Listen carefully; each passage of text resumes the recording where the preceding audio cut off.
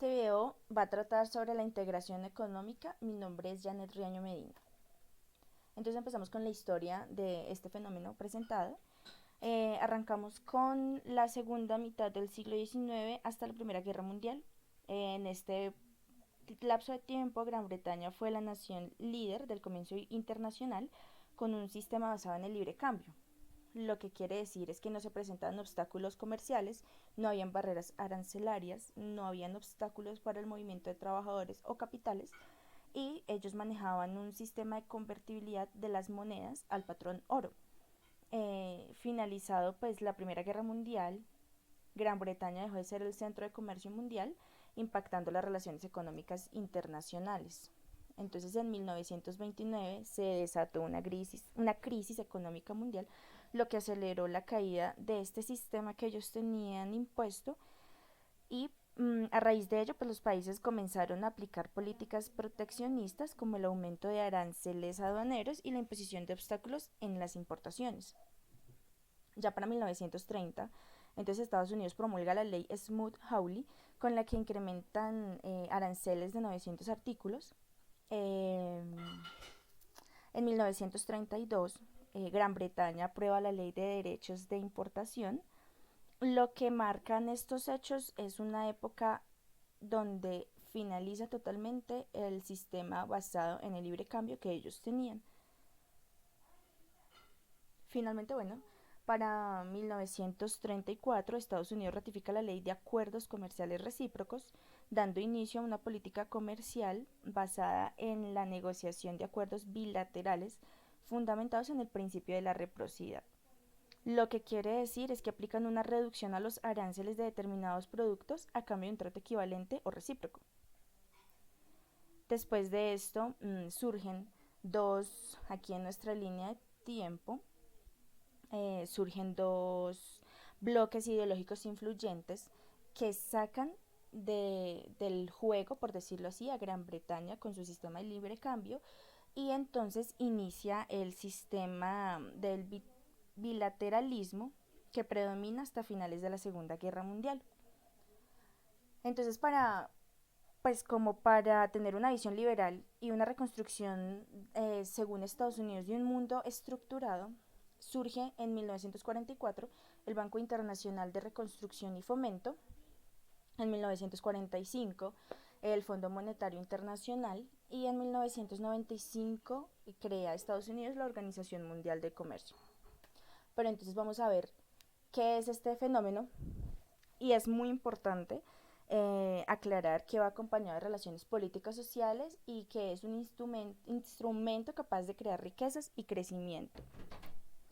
Entonces, ¿qué es este fenómeno? Se puede tratar de dos formas. La primera es la situación.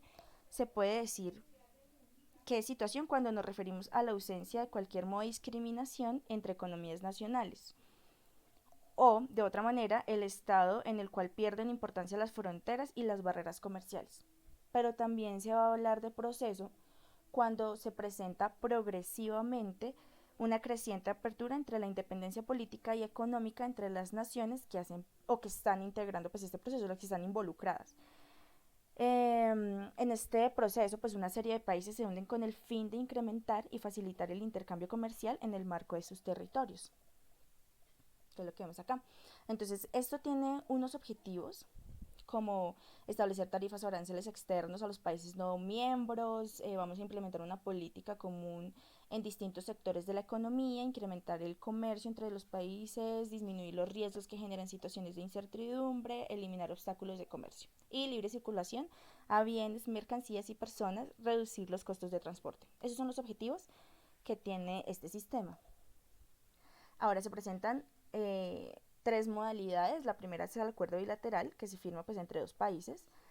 Acuerdos multilaterales se firman entre numerosos países, y la fórmula de integración regional. Entonces, esto tiene un mercado único. La idea es formar un mercado único. Este proceso de integración económica tiene varias características, entre las que se encuentran principalmente donde los sujetos son los estados soberanos. Los estados emprenden el proceso integrador en forma voluntaria y deliberada. Este proceso debe ser gradual, Entonces tiene que avanzar por etapas que ya más adelante vamos a ver cuáles son las etapas o los niveles de integración o procesos de integración, como queramos llamarlos. Estas etapas o niveles o procesos de integración deben ser cada vez más profundas y dispersas porque la idea de esto es llegar a tener una unión total, que es como donde se complementan todas las fases de este sistema. Y entonces empezamos, pues una característica o nuestra característica final, por decirlo así, es donde se inicia este proceso de integración con acercamientos económicos. Cada uno, como se dijo anteriormente, va sujeto a las áreas sociales, culturales, jurídicas, políticas de cada país involucrado. Entonces esos son los procesos de integración. Empezamos con este acuerdo de comercio preferencial y nos vamos a ir moviendo en este sentido para que tengamos una idea de qué es lo que se quiere, a qué es lo que queremos llegar, que es esta unión total. Entonces, un proceso de integración entre dos países, un proceso bilateral, como se mencionó anteriormente, esta modalidad puede evolucionar en el tiempo y alcanzar diferentes niveles, pero para poder llevar esto a cabo y que sea satisfactorio, no tiene que existir discriminación comercial alguna. Esto se puede dar una coordinación de mecanismos, o para que esto se haga efectivo, se tiene que presentar coordinación de mecanismos de integración positiva, lo que me conlleva a una liberación comercial. ¿Listo? Entonces la primera fase que vamos a tratar, etapa, proceso, nivel, como queramos llamarlo, va a ser el acuerdo de comercio preferencial. Esto se da pues entre países que asumen una reducción de los aranceles a la importación entre los países involucrados, siendo estos más bajos para, pues, como se dijo anteriormente, los que están involucrados, ¿de acuerdo? Seguimos con unión aduanera parcial, nuestra segunda fase. Este se forma cuando los países participantes mantienen sus aranceles iniciales en el comercio mutuo, pero introducen un arancel externo común en el comercio con países terceros. Le sigue a este el área de libre cambio, que lo vemos en este costado. Pues en esta fase de integración, los países implicados eliminan total o parcialmente sus aranceles y restricciones cuantitativas al libre comercio, pero los mantienen frente a los países no involucrados. Esta es como una desventaja de este sistema, que no implica la creación de un arancel externo común. La unión aduanera, como otra fase de nivel de integración, aparte de la supresión de la discriminación a los intercambios comerciales de mercancías dentro de la región o los países involucrados, estos mismos adoptan un arancel común frente a países terceros, a países externos. Además, estos pueden tomar parte en las negociaciones internacionales en materia comercial como una sola entidad. Como penúltima proceso o nivel, vamos a tener el mercado común. Entonces, para su consecución es necesario, aparte de la unión aduanera en la región, la liberalización del movimiento de servicios y la abolición de las restricciones al movimiento del resto de factores mencionados anteriormente. Como penúltima fase tenemos la unión económica y monetaria. Entonces, esta tiene que ser estable y duradera en un mercado común en una determinada región. La armonización de la política económica de los países miembros. Esto es lo que debemos tener para que se pueda presentar esta unión económica y monetaria.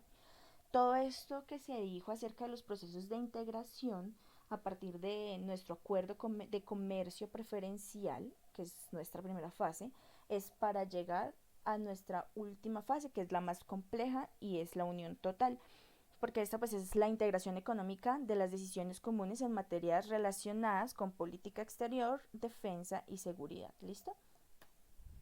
Entonces, esto nos presenta unas desventajas y unas ventajas, tanto para los países involucrados como para países terceros. Ya algunas pues se mencionaron anteriormente, pero digamos que las ventajas se pueden clasificar en tres categorías. La C de acá nos refiere a que es una ventaja comercial, ¿listo? Entonces estas dos de acá son comerciales, esta es una ventaja laboral y esta es una ventaja referente al área política, gubernamental. Entonces como ventajas tenemos ventajas comerciales, tenemos la integración económica que genera una reducción sustancial del costo del comercio. Otra es mejorar la disponibilidad y la selección de bienes y servicios. También esto aumenta la eficiencia, generando mayor poder adquisitivo en cada país favorecido. Y finalmente podemos decir que favorece la cooperación energética entre países y la capacidad de negociación comercial individual. Esto como ventajas comerciales. Como ventajas laborales principalmente se da al incremento en las oportunidades laborales, o esto en el área social, debido al nivel que se eleva de la tasa de ocupación, de la liberalización del comercio, el intercambio de tecnología y flujos de inversión extranjera. Como ventajas políticas tenemos el refuerzo de los lazos de amistad y la cooperación política entre los países involucrados. Se fortalece en el área de institución y resolución pacífica de conflictos porque se obliga a los países a generar mayor estabilidad interna. También se potencializa la capacidad de negociación política de los países en el momento en que se creen negocios en bloque y se maximizan las realizaciones internacionales. Hay un fomento de los derechos laborales e intercambio académico y a un aumento de flujo de personas entre los países, porque pues entre mayor economía, pues mayor la población que va a estar beneficiada y mayor la población que va a migrar a estos países, ¿de acuerdo? Pero también tenemos unas desventajas frente a este sistema y es la generación de conflictos cuando no existe la igualdad económica, cuando el país, cuando por ejemplo tenemos dos países, el país A y el país B, pero el país A está creciendo económicamente diferente al país B que posiblemente haya crecido un 30% y este otro creció el 70%. Entonces se generan conflictos, empiezan a haber desventajas, a querer romper nuestros tratos o nuestros modelos de integración económica. Otra desventaja es la desviación comercial y disminución de la soberanía. Otra podemos encontrar como el aumento en el corto plazo de la competencia interna con los productos y las empresas nacionales. En otro podemos tener en cuenta que con estos tratos o estos modelos de integración, lo que pasa con la economía nacional, con las empresas nacionales, es que empiezan a verse afectadas porque eh, tienen sus rivales, por decirlo así, económicos, entonces empiezan a ver reducción en los ingresos de estas empresas nacionales, empiezan a ver afectados porque pues uno siempre dice que el producto internacional es mucho mejor que el local. Entonces, vamos acá a tratar sobre el Tratado de Libre Comercio que hay entre Colombia y Estados Unidos, poniéndonos nosotros como ejemplo, y el posible beneficio, o esta sería la hipótesis que nos surge de este trato, es el beneficio que ha tenido Colombia en este proceso. Entonces vamos a hablar muy cortamente. Este trato rige a partir del año 2012. El objetivo de este Tratado de Libre Comercio, que es un modelo del sistema de integración económica, es que la inserción de Colombia en el mercado estadounidense con las relaciones bilaterales que promoverán los intereses económicos y comerciales incentivarán la inversión. En general, se busca brindar a los inversionistas un ambiente de negocio más estable y lograr que los acuerdos sean favorables para la prestación de bienes y servicios, propiciando la exportación de los mismos, ¿no? Pues lo que buscamos es esto, vender más a Estados Unidos. Entonces, para Colombia, pues aquí en la tablita podemos ver la cantidad de exportaciones e importaciones que se tuvo del año 2002 al año 2015 de Colombia hacia Estados Unidos dentro de este tratado.